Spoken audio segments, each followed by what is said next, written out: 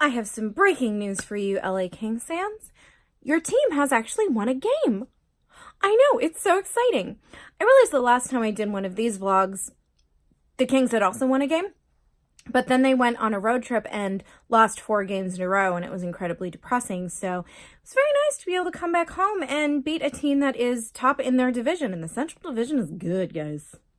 Winnipeg also happens to have the best power play in the league right now. Second is the Avalanche, I believe. So it was refreshing that the Kings decided not to take a whole bunch of penalties. And when they did, they managed to successfully kill them off. And not just successfully, but convincingly. So that was fantastic. More than that, it was a Kings win in which you saw a lot of different players doing things really well and seeming to have fun and actually attempt to go out there and not be last in the league. How exciting! Love seeing Kings players step up. So the first one to step up was technically Wagner. And I say technically because the first goal of the game, I really would not credit to any LA King who was on the ice at the time. What can you do? So it was this weird kind of deflection up off of their goalie, Hellebuyck. And I don't think anybody expected that to end up in the back of the net, least of all Wagner. So congratulations, that's awesome. It was also Daniel Brinkley's first NHL point. He is a defenseman that has stepped in now that Phaneuf is injured, because everybody apparently on the Kings roster is going to get injured this season. That just seems to be the way that things are going. So yay, Daniel Brinkley. Congratulations. I mean, again, I really don't know how much the Kings actually had to do with that play, but hey, we'll take it. So 1-0, LA Kings. Exciting. Then we did have to go on the penalty kill because of Jake Muzzin, and I say that also with kind of it wasn't really the LA Kings' fault. Jake Muzzin had very little to do with that as well. It was charging, but I think if you look at it, it's fair to say, the dude was in play. And it may have been unfortunate placement of his head there, but, it is what it is. So he goes to the box, and like I said, the Kings managed to kill it very successfully. So congratulations, LA Kings. You have remembered how to penalty kill. Congratulations. Yay. Really, it's really quite exciting to see their special teams step up because, like I said, A, they have the best power play in the league, and B, this is a team that's supposed to pride itself on defense. So they did a really good job of that. Then they had a power play, which they did nothing with, which was unsurprising because our offense has never been as good as our defense. So that's fine. So we make it through the first period pretty well. First 1-0. Again, not a goal that I would really credit to us, but hey, whatever. It's on the scoreboard. It counts. We get to the second period, and I'm slightly concerned because they've been doing some things defensively that have given me a little pause. And sure enough, we give up a goal pretty early into the second, and it's tied. To be fair, the goal that they got was about as garbage as a goal as we got. So it actually kind of seemed to make sense. It was almost the exact same play where it hit quick and deflected up weirdly behind him. And okay, so fine, whatever. Garbage goal, we're tied. That is actually as it should be. Then we somehow managed to get a power play goal. It's Jake Muzzin. Stunning shot. Absolutely beautiful. And it is almost immediately waved off when they call for a coach's challenge. They believe it was... Okay, so I'm going to rant about this because I just have issues with offside calls. It really, really irritates me. If it was close enough that the refs didn't catch it on the ice, then in the spirit of the game, why are you doing that? It's so petty. Clearly, if the refs didn't see it, then it couldn't have been enough to really make the play any different. I mean, I've seen they've called back 90 seconds worth of offside play there. I mean, how can you legitimately tell me that 90 seconds later, that 1 millimeter of a player's skate being over the line first, you really think that has any bearing on the play that got the puck in? No. And it's not just that we've had 2 called off in the last 2 games. It is the call itself. As many of them have gone our way, it doesn't matter to me. The whole thing is petty and annoying, and I hate offside. And poor Jake Muzzin, because he made such a great play, but fine, okay, that's cool. We are still 1-1, whatever. It's fine because Drew Doughty's going to make it 2-1 in just a minute. But first, he's going to make sure it doesn't go 2-1 the other way, because there were at least 4 times in the second period alone where Jonathan Quick was so far out of his net and so far past his blue paint that Doughty was literally playing goaltender.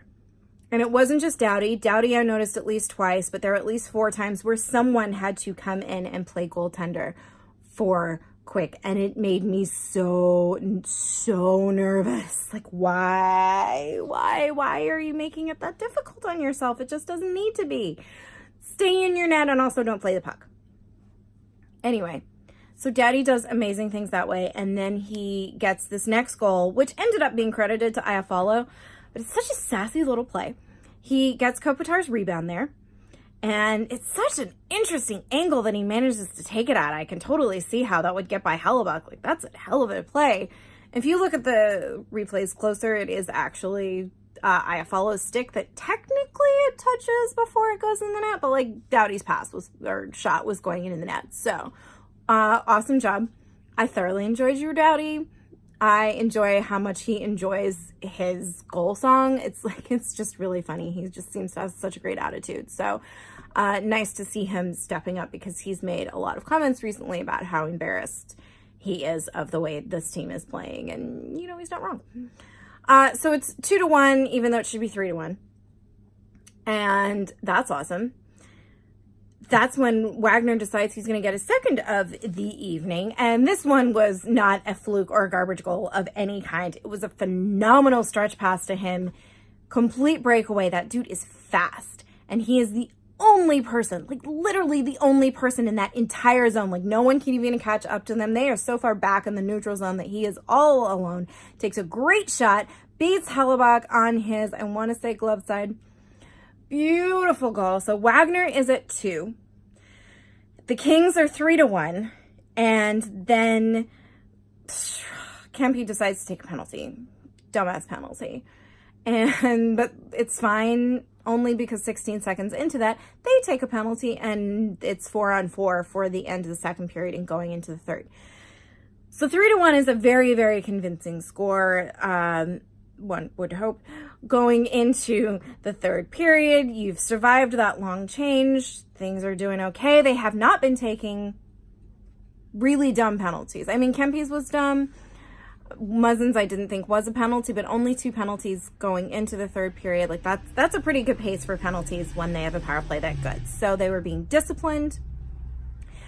There were some concerning defensive plays by forwards in the offensive zone. And by that, I mean, there were like 3 or 4 really obvious giveaways, including Kopitar, in the defensive zone. And that's really not where you want to be doing giveaways, guys. Not when they're right by Quick. Quick was there to step up. Again, Doughty was there to step up. He had another play where he was standing in the net there. So thank you, Doughty, for keeping us in this game. Whew. So clock's running out, and it's 3-1, and they're fairly convincing as the 3-1 as the third period continues. Winnipeg is by no means being run over. They are coming back with attempts at their own, but things seem to be going pretty well. About 8 minutes left. Kings take a too many men on the ice penalty, which is a dumbass penalty, and timing wise, not really where you want your momentum changing to the other team. But once again, they stepped up to the plate incredibly well. Absolutely fantastic penalty kill there. Really, really great. Toffoli had a shorthanded chance. Thompson had a shorthanded chance.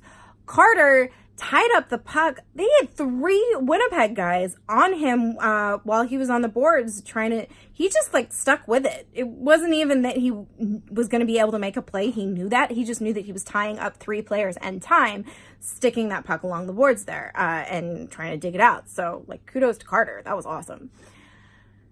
So they kill that penalty, and time's winding down, and it's winding down. There's like 2 minutes left, and they pull their goalie. I should say I'm slightly concerned that I did not see Wagner on the ice after he took a hit. Like, he was on the bench, but I didn't see him on the ice for most of the third period. And when you've got a dude who's sitting on a hat trick and there's an empty net, I don't understand why you wouldn't put him on the ice to get that third if he is not injured in some way. So I really hope I'm wrong on that. But they did manage to get the empty net. It was Thompson. Congratulations. Nice little shot there. Managed to make a much more convincing win. 4-1 final score. Congratulations. And it wasn't just that we get 2 points, because right now, going into the game, our chances at making the playoffs are 1.52%. So really not playing for that anymore. Probably haven't been for a while.